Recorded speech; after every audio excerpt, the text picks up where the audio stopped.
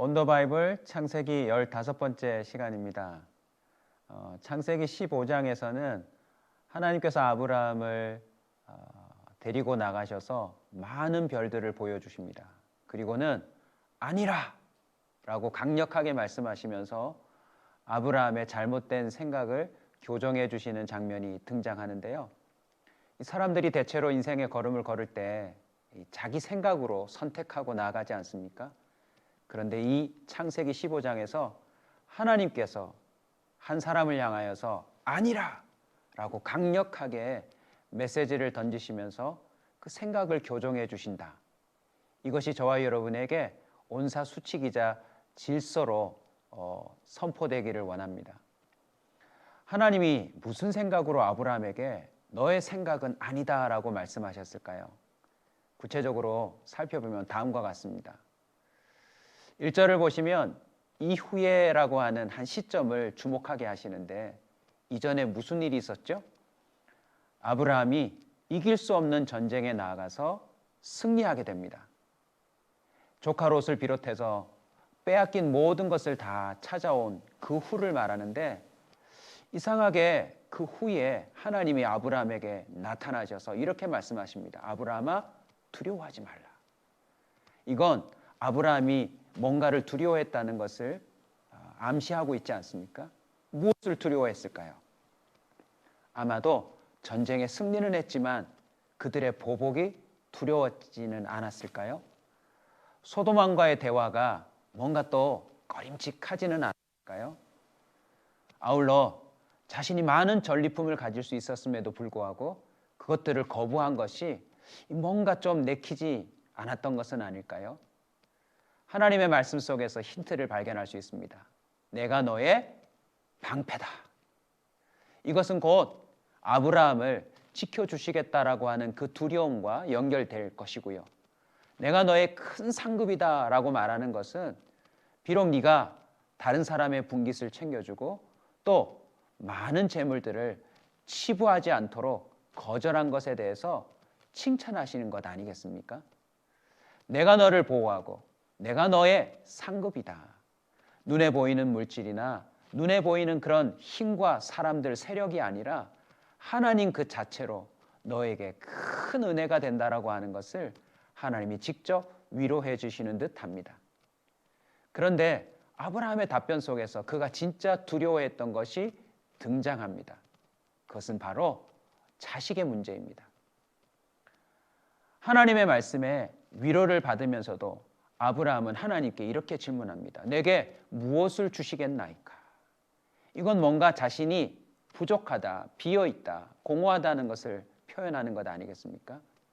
그 핵심이 바로 내게 자식이 없사오니 내 상속자는 우리 집에서 길린 다메섹 사람 엘리에셀이 될 것입니다 라고 하나님께 말씀합니다. 자식이 없다. 고대 사회에서는 가장 비극이고 수치스러운 일로 여겨졌다고 합니다.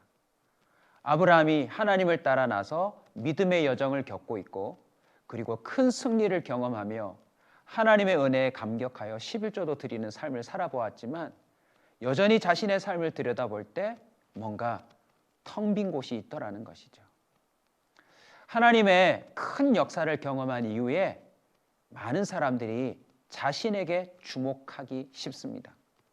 하나님을 믿긴 믿지만 여전히 나의 형편, 나의 상황, 나를 둘러싸고 있는 그 모든 것들에 주목하기 쉽다는 거죠. 그것이 바로 우리 인간의 연약함 아니겠습니까?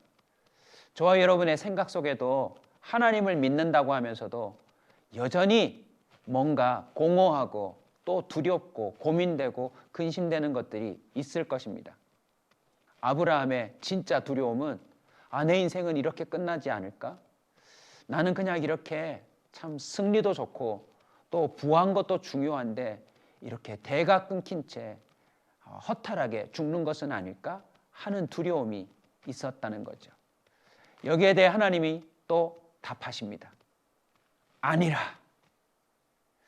아브라함을 향하여서 하나님이 직접 선포하십니다. 아니라고요.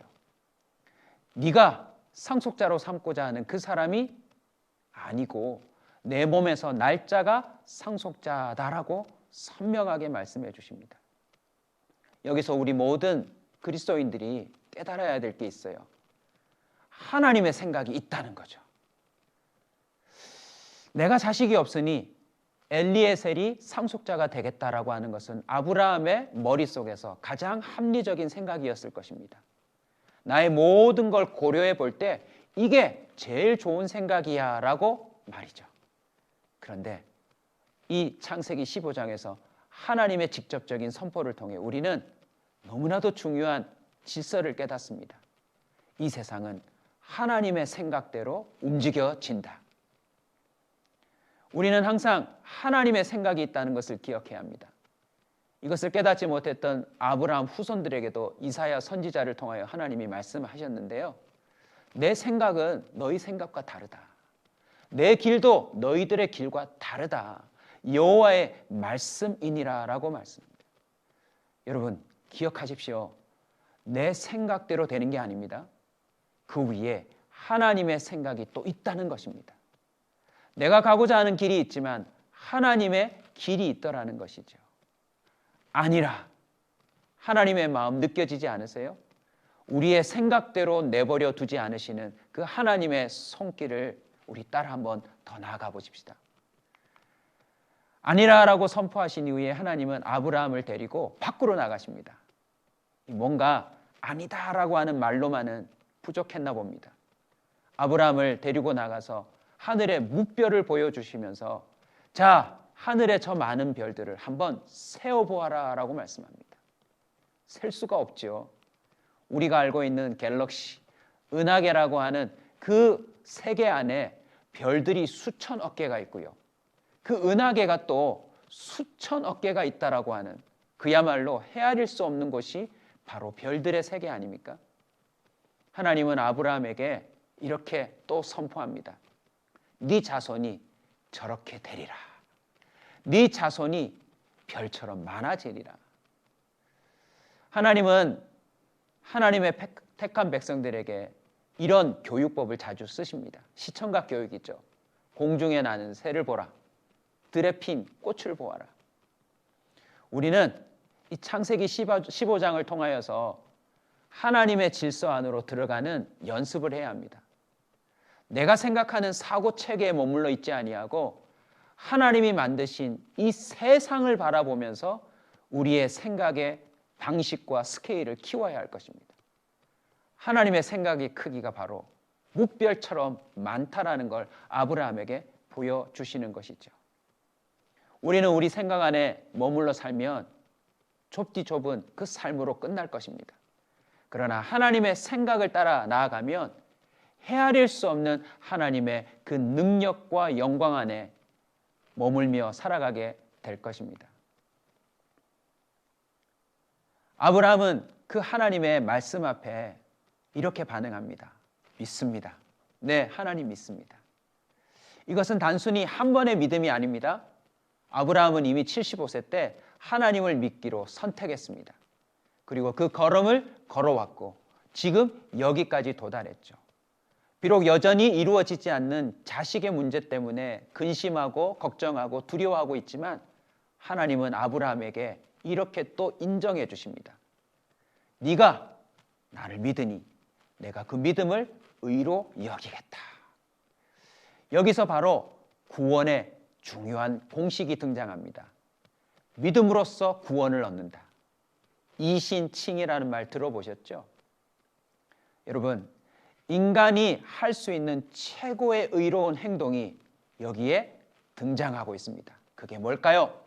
바로 하나님을 믿는 겁니다. 사람이 할 수 있는 가장 선한 일이 무엇일까요? 바로 하나님을 있는 그대로 믿는 것. 그것이 우리에게 선이고 의라는 것입니다. 반대로요. 인간의 삶 속에서 죄가 어떻게 시작되었죠? 하나님의 그 말씀을 믿지 않는 것.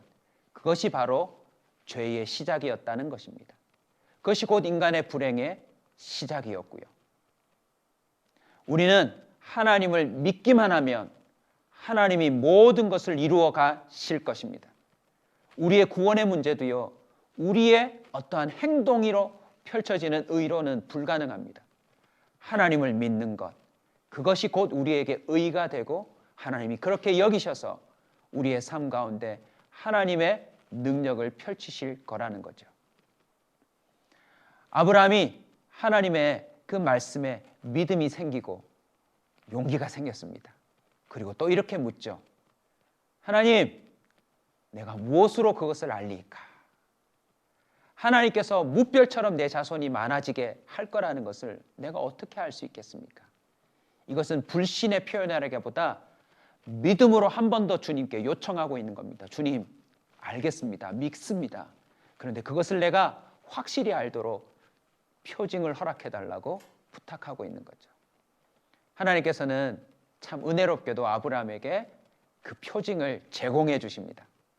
3년 된 암소, 3년 된 암염소, 3년 된 순양, 그리고 산비둘기, 집비둘기를 준비하라고 하죠. 왜 하필 3년 된 것일까요?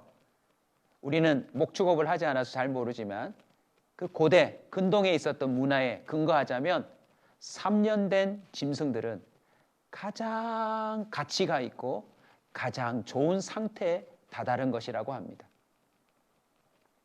아브라함은 이 짐승들을 준비하여서 가운데를 쪼개어 놓고 그 쪼개 놓은 짐승들을 마주 대하게 합니다. 여러분, 우리에게는 낯선 장면이지만 고대 근동에서는 이것이 바로 언약을 체결하는 순서였습니다.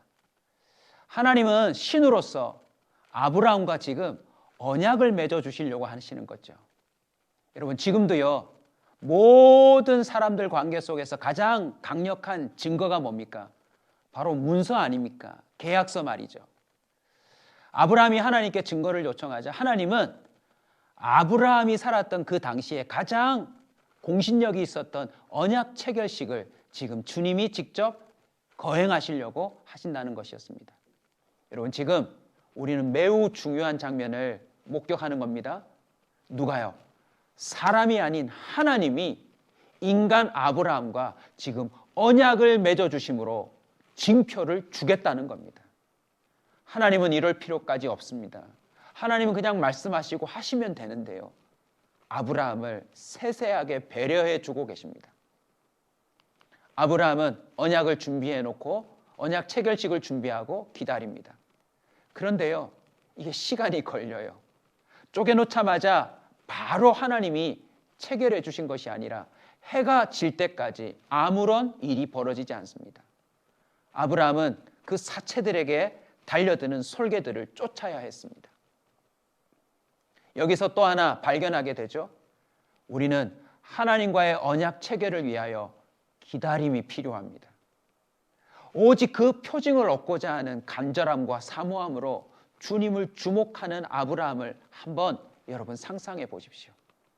온종일 하나님이 시키신 대로 하나님의 그 언약을 기다리며 준비하고 있는데 해가 질 때쯤 지치지 않았을까요? 깊은 잠에 듭니다. 그때 하나님이 환상으로 나타나시고 또 실제로 그 쪼개어 놓은 그 짐승들 사이로 횃불 하나가 등장하여 지나갑니다. 성경에서 이 불은 하나님의 임재를 상징하지요. 아브라함이 잠든 사이에 하나님이 직접 임재하셔서 지나가셨다. 그리고는 이렇게 선포합니다. 너는 반드시 알아라. 내가 네 자손들을 400년 동안 또 그 애굽 땅에 머물게 하며 그들을 또 지켜보게 될 것이고 그들을 섬기게 될 때 하나님이 직접 그 자손들을 이끌어내고 또 그 땅을 징벌할 것이다. 그리고 네 자손이 4대 만에 이 땅으로 돌아와서 이 땅을 차지하게 될 것이다 라고 말을 합니다. 이 장면 여러분 그냥 지나치지 마시고요. 이 두 가지를 한번 꼭 좀 생각해 주십시오. 첫 번째는 왜 아브라함이 잠든 사이에 하나님 혼자서 지나갔는가? 하나님과의 언약은요, 사실 사람이 지킬 수 있는 그런 언약이 아닙니다. 하나님이 전적으로 은혜를 베풀어 이 언약을 체결하고 하나님이 지키겠다라고 하는 사실을 보여주신 것이죠. 아브라함은요, 자기 스스로 아이를 낳을 수도 없고 그리고 100년, 200년, 300년, 400년 살아가면서 이 언약이 지켜지도록 어떠한 힘을 발휘할 수가 없지 않습니까? 하나님이 홀로 아브라함에게 주신 이 언약을 신실하게 이루어 가실 거라고 하는 사실을 주님이 확실히 보여주신 거죠. 또 하나는요, 여러분, 이 이야기는 우리가 오늘 교구 모임을 위해서 우리 성도들의 그 깨달음을 위해서 배우지만 원래 이 말씀은 누구에게 선포되는 것이었습니까? 모세를 통하여서 이 창세기가 지금 이스라엘 백성, 출애굽한 이스라엘 백성에게 선포되어졌다는 것이죠. 이들은 처음 이스라엘 땅을 향하여서 달려나가는 출애굽을 감행했을 때 이들 또한 얼마나 두려웠을까요? 애국 군대가 쫓아오는 보복, 그리고 홍해를 건넜다지만 어떻게 광야를 통과해야 될지 모르는 불안함, 이 도대체 어디까지 기다려야 하나라고 하는 그런 공포심이 있었을 텐데요. 아브라함의 그 마음을 향하여서 하나님이 직접 횃불 언약을 체결해 주시는 장면을 통하여 이스라엘 모든 민족은요, 그들 가운데 안심시켜 주시는 하나님의 특별한 선포가 느껴졌을 것입니다. 아브라함이 이렇게 두려워하고 걱정하고 염려하던 것이 정말 이루어졌네. 그 400년의 역사, 그리고 4대 만에 그 땅을 차지할 거라고 하는 그 이야기들이 어떻게 들려졌을까요? 하나님은 두려워하고 걱정하고 염려하는 모든 택한 백성들에게 하나님의 이 언약을 통하여 반드시 알기를 원하십니다. 반드시 이루신다라고 하는 하나님을 믿기를 원하신다는 거죠. 아브라함은 이 놀라운 횃불 언약의 체결을 경험하고 서 있는데 하나님이 다시 한번 선포하십니다. 구체적으로 그들이 점령할 땅들의 이름을 나열하시면서 이 땅을 네 자손에게 주리라. 너는 평안하게 장수하다가 떠나가겠지만 나는 네가 떠나간 이후에도 내 약속을 신실하게 지켜서 반드시 네 자손들에게 이 땅을 주겠다라고 말씀하십니다. 우리는 창세기 이후의 출애굽기와 또 여호수아 이야기를 다 알고 있어서 참 감격스럽지만요, 아브라함에게는 이걸 믿음의 눈으로 바라봐야 하는 것들이었습니다. 창세기 15장을 통하여서 저와 여러분이 오늘 아니라라고 하는 하나님의 강력한 선포를 배웠는데요, 여러분 꼭 기억해 두십시오. 이 세상에 많은 사람들이 자기 생각, 자기가 합당하다고 여기는 것들을 선택하고 살아가지만 하나님은 하나님의 생각으로 이 세상을 통치하고 계십니다. 그리고 그 생각이 저와 여러분의 생각이 되기를 원하십니다. 그래서 아브라함을 비롯하여 그 모든 후손들에게 언약을 체결하시고 우리에게 감사하게도 66권이라고 하는 그 언약의 체결집이 선물처럼 주어졌다는 것이죠. 아니라 요즘 여러분은 무슨 생각을 하고 살아가시나요? 우리는 언약의 증거가 되는 성경 속에서 우리의 생각을 대조해 보아야 합니다. 그리고 인간의 어리석은 생각이 어떤 결과를 낳고 하나님의 생각이 어떤 역사를 이루는지를 반드시 확인하고 알고 우리 또한 생각을 하나님께 맞춰야 하겠습니다. 조금 전에 보았던 이사야 55장 8절의 말씀에 이어 9절이 이렇습니다. 이는 하늘이 땅보다 높음 같이 내 길은 너희의 길보다 높고 내 생각은 너희의 생각보다 높음이니라. 하나님의 생각이 있다는 사실을 기억하시고 아니다 라고 하는 하나님 말씀 앞에 늘 우리의 생각이 교정되어지고 하나님의 생각 안에 우리의 삶을 누리고 살아가는 참으로 행복한 믿음의 온사 식구들이 되시길 주의 이름으로 축복합니다. 제가 별과 같이 하면 여러분 아니라 라고 한번 선포해 주시고 오늘 창세기 15장 내용을 마치도록 하겠습니다. 별과 같이 아니라.